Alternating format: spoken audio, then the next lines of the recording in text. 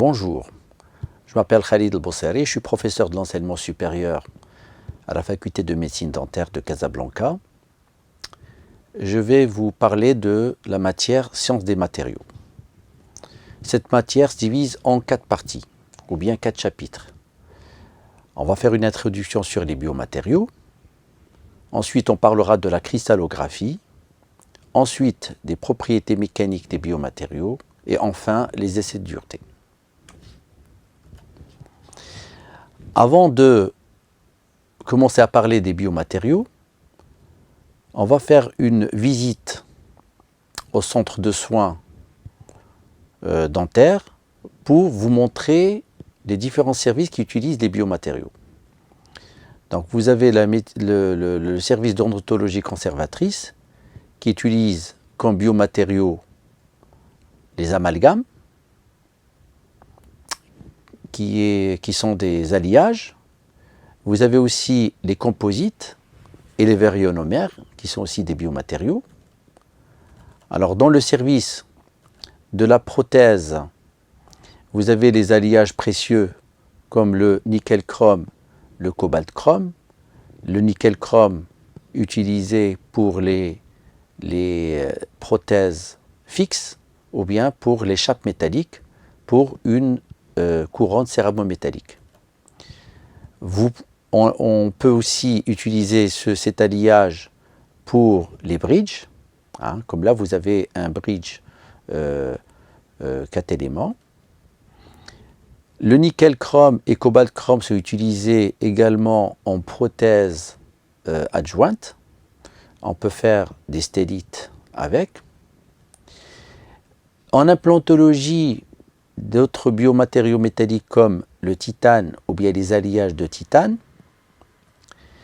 Ou bien en orthodontie, on utilise les fils orthodontiques qui sont des alliages soit en acier inoxydable, soit en nickel-titane ou bien nickel-titane molybdène, avec des braquettes bien entendu qui sont en acier inoxydable. Alors tout ça sont des matériaux qui sont biocompatibles. Alors là c'est une figure qui montre, une image qui montre l'orthodontie linguale, où vous avez le fil en acier inoxydable avec les braquettes en acier inoxydable.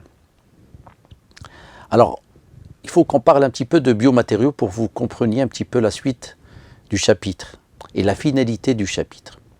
Alors, l'art dentaire ayant recours à des biomatériaux métalliques pour la réparation ou le remplacement partiel ou total d'organes. Il devient dès lors intéressant d'étudier les propriétés des alliages couramment utilisés dans ce domaine afin de comprendre les phénomènes d'interaction entre ces alliages et le système biologique qui les intègre. C'est quoi? C'est la cavité buccale. Alors, quand parle-t-on de biomatériaux? Donc là, il faut donner une définition des biomatériaux. Il ne peut sans doute pas exister une définition totalement satisfaisante des biomatériaux. La conférence de Chester de la Société européenne des biomatériaux, dite conférence de consensus, a, en 1986, retenu la définition suivante. Matériaux non vivants utilisés dans un dispositif médical destiné à interagir avec les systèmes biologiques. Donc c'est une définition qui n'est pas complexe, mais qui veut dire énormément de choses. Les propriétés mécaniques sont intéressantes pour étudier la déformation des matériaux. Donc les propriétés mécaniques vont constituer le 3e chapitre de cette matière. Elles sont d'une grande importance au niveau clinique, puisque les contraintes subies au moment de la mastication, et comme vous le savez, donc ces contraintes développent des forces de 500 kg de pression au niveau des molaires, vont nous imposer une connaissance et un choix judicieux du matériau. Bien entendu, le choix d'un matériau dépend de certaines propriétés telles que la dureté, la rigidité, la résistance, la ductilité. Ce sont les caractéristiques mécaniques d'un matériau. Et on verra en détail ces paramètres quand on abordera les propriétés mécaniques et quand on utilisera la courbe de traction où on verra ces paramètres en évidence. Alors comme vous le savez, et ça c'est le niveau scolaire, la matière peut exister en général sous 3 états différents. Solide, liquide et vapeur. On parle de vapeur, on parle aussi de gaz.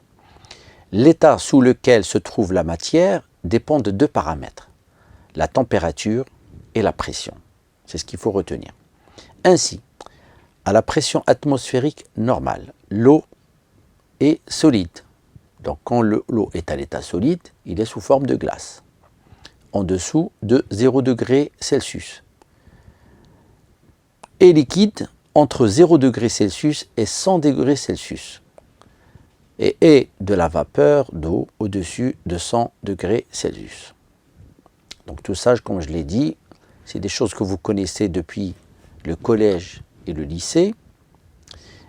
Mais c'est très important aussi de le savoir pour comprendre les transitions de phase quand on va faire par exemple un diagramme d'équilibre ou bien un diagramme de phase pour passer d'un état liquide où vous avez la fusion de l'alliage à un état solide où on refroidit carrément l'alliage qui était à l'état liquide pour que les atomes puissent prendre leur position d'équilibre et constituer un cristal. Et le mot cristal, on le verra dans le prochain chapitre, qui a une signification très importante par rapport à un solide quelconque dont on ne connaît pas l'aspect microscopique des atomes. À 0 degré C, l'eau change d'état et passe de l'état solide à l'état liquide ou l'inverse. À 100 degrés Celsius, l'eau change à nouveau d'état et passe de l'état liquide à l'état gazeux ou l'inverse. Quand la matière passe d'un état à un autre, on dit tout simplement qu'il y a changement d'état. C'est pour ça que tout à l'heure j'ai parlé de diagramme de phase ou bien diagramme d'équilibre. Quelles sont les différences au niveau microscopique qui peuvent expliquer ces phénomènes? Donc on va aller à l'échelle atomique. Donc comme vous le savez, la matière est constituée de petites particules, atomes ou molécules selon la matière. Par exemple, l'eau est constituée de molécules d'eau, le fer, lui, est constitué d'atomes de fer. On représente dans les animations suivantes, dans le de la diapositive suivante, ces particules par des ronds. Alors, à titre de remarque, dans le schéma du solide, les particules sont représentées immobiles. En fait, elles bougent un peu. On dit qu'elles vibrent, et ce, d'autant plus que la température du solide augmente. Donc là, on voit bien, à l'état solide, les atomes sont figés, mais on a dit en réalité, elles bougent un petit peu, elles vibrent. Donc la deuxième partie, donc ça bouge un petit peu, et la troisième partie, donc vous savez que l'atome, il a beaucoup de degrés de liberté, et donc le mouvement, il est plus important.